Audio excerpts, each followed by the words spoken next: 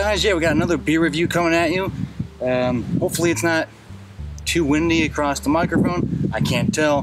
Feels like whenever I try to stop and record something, the wind starts blowing.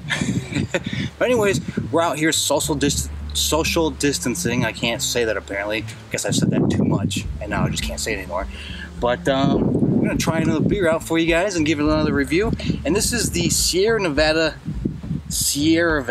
Easy Drinking Lager. And I'm curious to see if it's similar to the beer for drinking ale, which I believe is kind of like a golden ale from Sierra Nevada. But I've got this. Seems like a great day to try one of these out. You know, it's like 95 degrees out right now. So let's crack this sucker open. And we're pretty much right in the middle of the trail here. So hopefully not too many people walk past. I'm shaking it up apparently a little bit as I was walking.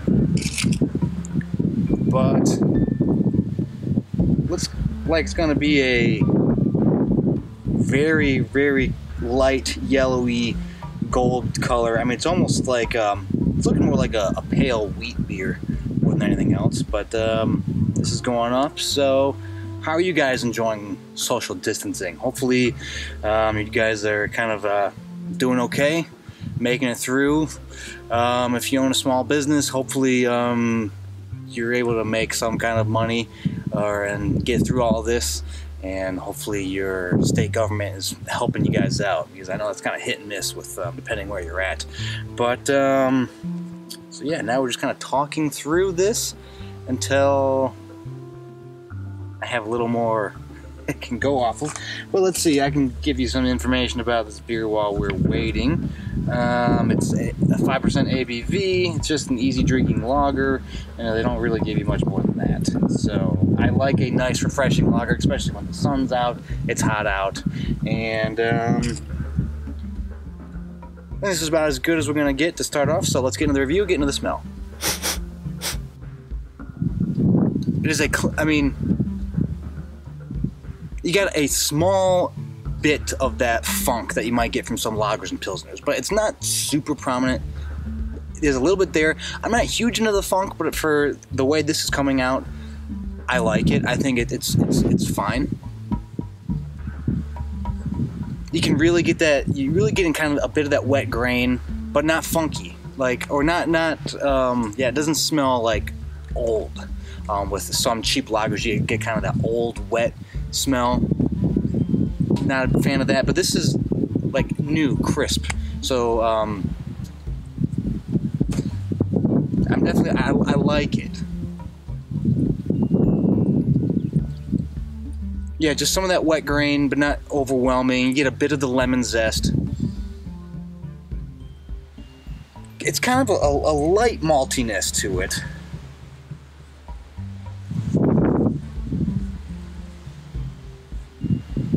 Almost a light grape raisiny malt to it. Again, not heavy. This doesn't smell. Nothing about this screams heavy. It's very light, but there's enough stuff going on to keep at least you interested. So I think that's what the taste is going to be like, but we'll find out. I'm going to recommend it on the aroma. Everything works pretty well. It's not funky or anything. Like, everything is just, it smells like something that you could drink when it's looking like this out. So anyways, thumbs up. Let's get into the taste.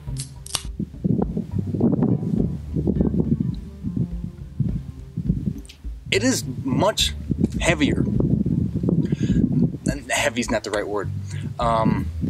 It's not as light as I was expecting. There was more malt in this than I assumed would be coming out.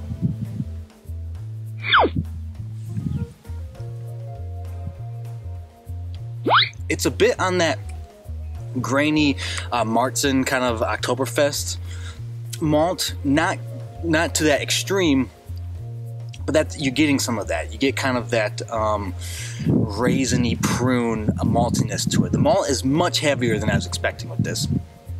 Not really getting much of that funky taste, but yeah, definitely more of that deeper, plummy, even a bit of not quite apricot, but more of the deeper plum raisiny, maybe a hair of that kind of lemon zest, but not much. It's definitely, this is a more malty lager.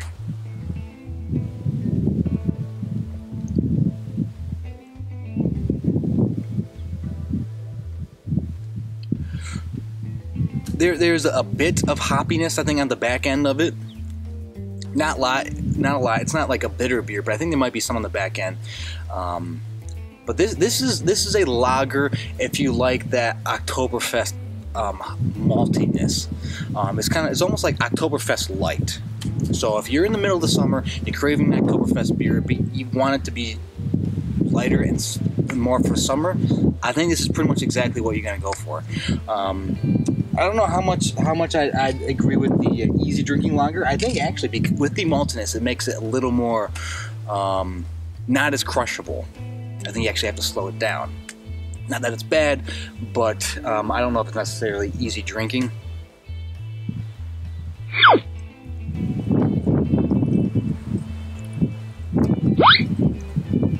You might get a very subtle tail end of that funkiness, the skunkiness, I mean. But yeah, this is definitely a malt forward lager, much more than I was expecting. And I'm actually...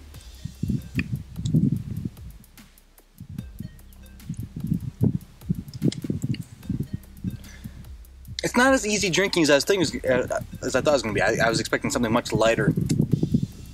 It's not bad, but I'm going to give it a half on taste. It's just... it's not exactly what I was, I don't think it quite lives up to the title of the beer, but, so I guess I was expecting to get into something different, but, now that you know what you're getting into. So it's basically Oktoberfest Light. Anyways, next category is value for price, and it's, it's here in Nevada. It's very affordable. It's not expensive for a micro beer, and because they have different breweries in in California, North Carolina, it's not hard to get. You can get it pretty much anywhere. So if there's a location for a micro beer, if there's a place that sells craft beer, you can be able to find this. And so it's inexpensive. So I'm going to recommend it at value for price. Drinkability, I mean, it is a drinkable beer.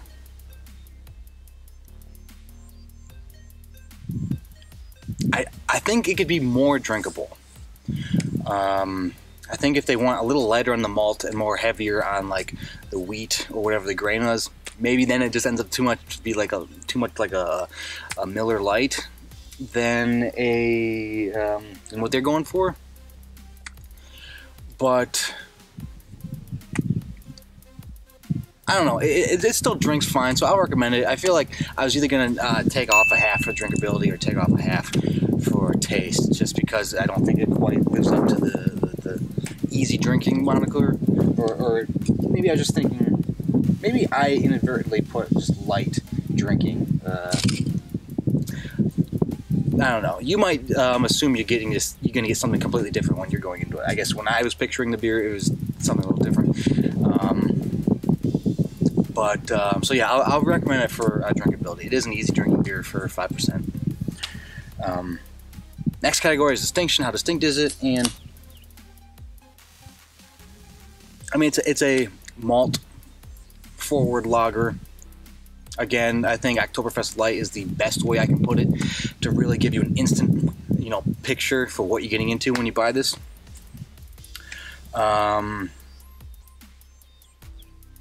But I don't really, I can't really compare any other lagers that are like it to this. So I'll recommend it on distinction. It's definitely a little different than most of the lagers. Then maybe it's because it's different that I wasn't expecting it to taste like this. So yeah, I'll recommend it for distinction. And last category is would I buy it again? And honestly, probably not. Usually when it's warmer like this, there's something a little different that I'm craving. When it's maybe because it is like 95 degrees, I don't want something that's super I don't want that Oktoberfesty kind of taste to it. I want something that's lighter, more of a wheat beer kind of thing, or a refreshing pilsner. I think the added aspect to this beer makes it a little less desirable for me in this kind of temperature. So I probably won't be getting it again, but it's not that it's bad. You might really love this. I think some people could really dig this kind of beer, but that's just, again, my opinion.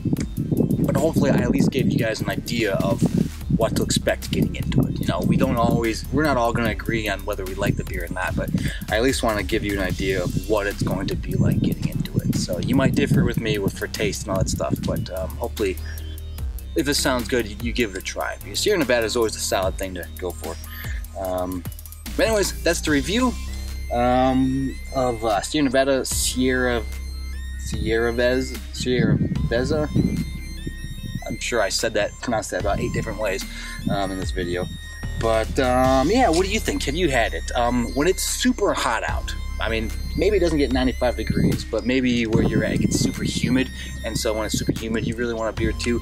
What kind of beer do you like to go for when it's just that balls hot, you know, swamp ass kind of thing going on? What kind of beer do you like to get, or is there something else that you like to drink when it's this hot? Let me know in the comments, like, subscribe, do all that good stuff. And so for myself and for Sierra Nevada, Sierraveza, take it easy.